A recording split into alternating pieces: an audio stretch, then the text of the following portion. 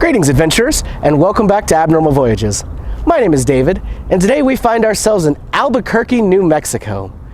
Throughout all of mankind, an energy source has always been a very important thing to find and have. One of the most misunderstood and yet most important and powerful energy source out there is, of course, nuclear energy. Today, we are at the National Museum of Nuclear Science and History to see if we can find out a little more about this awesome energy. Tag along.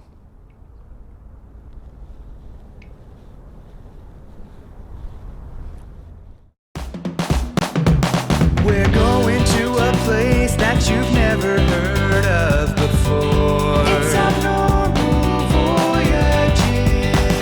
You're gonna learn something new. We're gonna open new doors. It's Abnormal Voyages.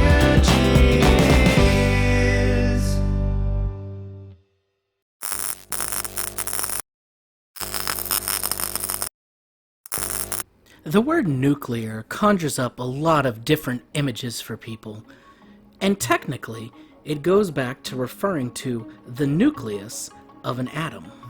This small discovery quite literally changed the world. Of course, nuclear history goes back a long time, and here are some of the faces of people that made it possible.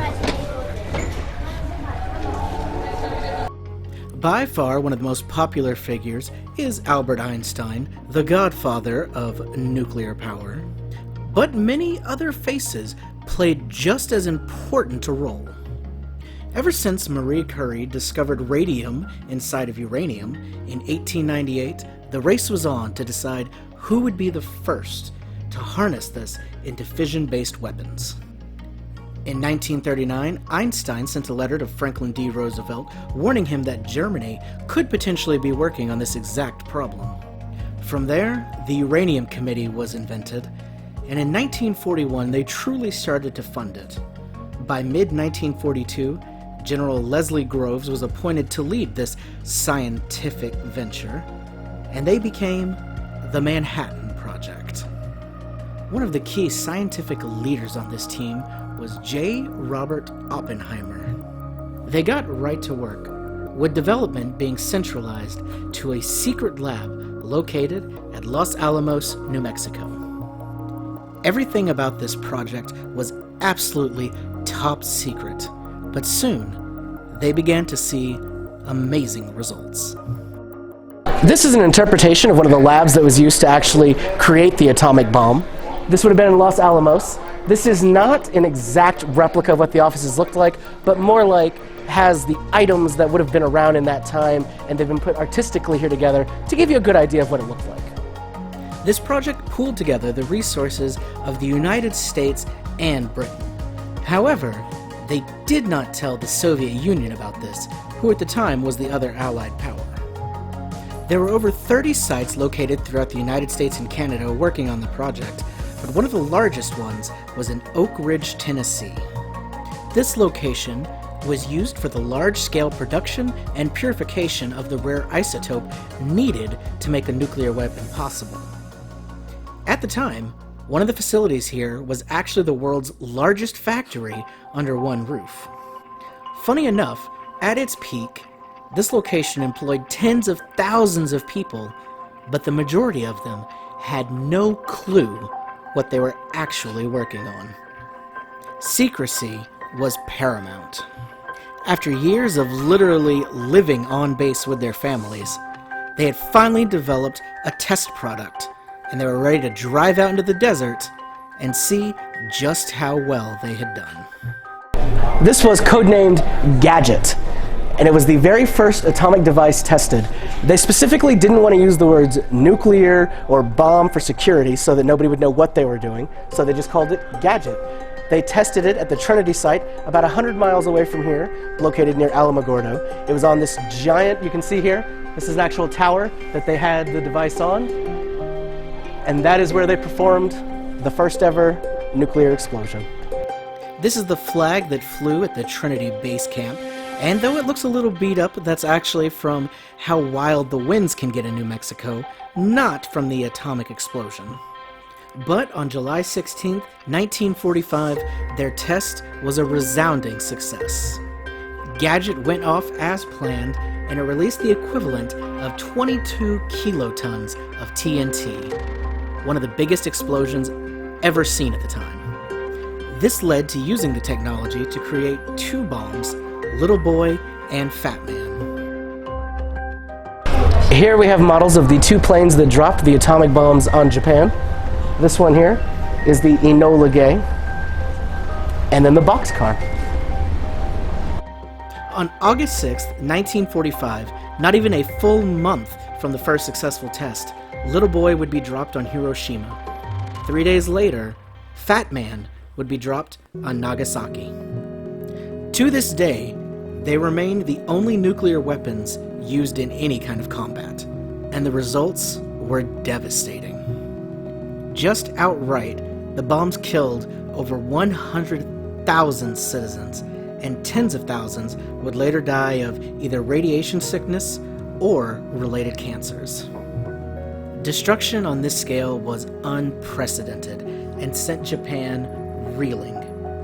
Just a few days later, on August 15th, 1945, Japan would officially surrender. The nuclear bomb had done exactly what it was supposed to do. It had ended the war. While many celebrated the end of the conflict, the truth was this technology had just opened Pandora's box, and the world was never going to be the same again. Remember when I mentioned that the Soviet Union was left out of these plans for the nuclear weapon? Well, spies managed to still get information to the Soviets. They started their own nuclear program, and soon the race was off for nuclear supremacy. During the Cold War, the idea of a nuclear bomb hitting was very scary and very prevalent, so a lot of families invested in fallout shelters, much like this one behind me, somewhere that they could stay safely while the nuclear fallout reigned outside. As the United States and the Soviet Union went back and forth, trying to continually one-up each other for the best and newest nuclear weapons, the populations all lived in fear. Each country was scared that maybe today would be the day that the other attacked. They both did everything they could to prepare the populations for a possible nuclear assault. The United States and the Soviets both began to stockpile tons of different weapons, just in case, and thoughts soon turned to making a bigger and better bomb. This ushered in the age of thermonuclear warfare, and in 1952, the first ever hydrogen bomb was tested, and it made the ones used in Japan look like a joke. A lot of silly ideas came about during this time period. At one point, it was even suggested that the United States send a nuclear weapon and bomb the moon, just to show how strong the bomb was now. Eventually, the entire situation became MAD, mutually assured destruction. It meant that logically, if one country attacked the other, it would mean the end for everybody. One of the coolest things they offer you to do here at the museum is to actually go outside, come on, and we're going to get to look at full-size planes that actually use these weapons. The Enola Gay and Boxcar, the planes that dropped the first two nuclear bombs, were both B-29 Boeing Superfortress bombers. However, since then, technology has evolved, and there are many ways to deliver nuclear weapons at this point. There are now a host of land-based vehicles that are all more than capable of sending out nuclear-powered attacks. And one of the strongest forces actually resides in the seas. Deep under the waves lies nuclear submarines who are all armed and ready to shoot off at any given moment. Outside is also where you get to see the full-size replica of the tower that was used to launch the Gadget when they did their full test.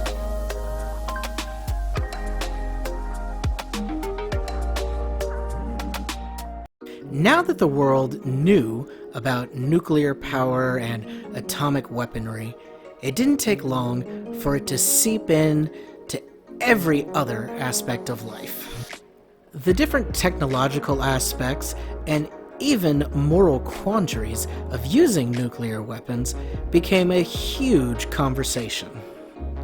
Whether used as part of a cautionary tale or perhaps as the plot of the newest blockbuster action movie, nuclear became quite a buzzword.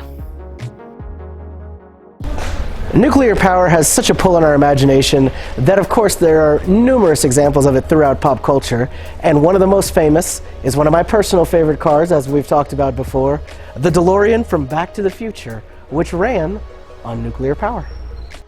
That's right. Without a nuclear reaction, the flux capacitor never would have had the energy it required to send Marty McFly backwards and forwards through time. As time has gone on, more and more people have incorporated nuclear power and atomic stories into their creative processes to bring us a whole host of pop culture references, all going back to this amazing element. Whether you're a fan of Jimmy Neutron Boy Genius, or just really enjoy playing the Fallout games, none of it would be possible without nuclear energy. Comic books in particular have gained a ton from us stepping into the nuclear age. Countless superheroes have gained their abilities from a little nuclear help, while others have battled against it to help save lives. And of course, not everything nuclear is always about weaponry. While nuclear power is extremely useful and very, very safe, there are sometimes accidents that occur. These are some of the more modern ones here, starting with, of course, Chernobyl. The Chernobyl meltdown happened in 1986 and is considered one of the worst nuclear disasters of all time. The area around there is still cordoned off. Fukushima in Japan is a more modern example of when a nuclear power plant can cause a lot of radioactivity to leak out when things go wrong. And one of the worst nuclear incidents to ever happen here in the United States was 3 Mile Island.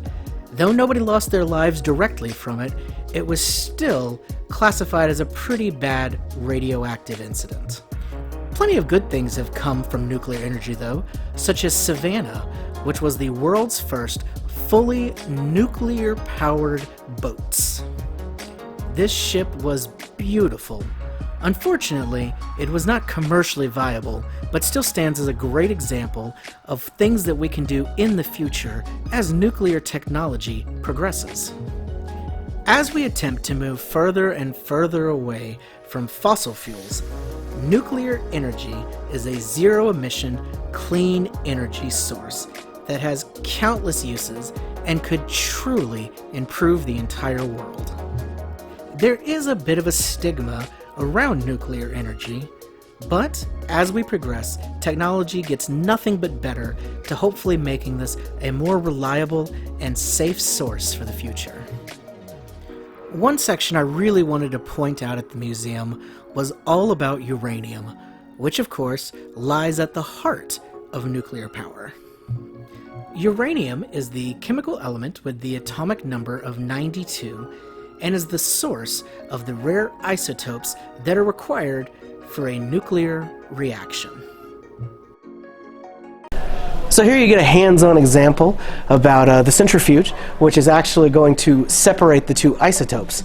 If you look down here, we have them represented by these two balls. We have the heavier U-238 and the lighter U-235. So let's see if we can get them to split. Alright.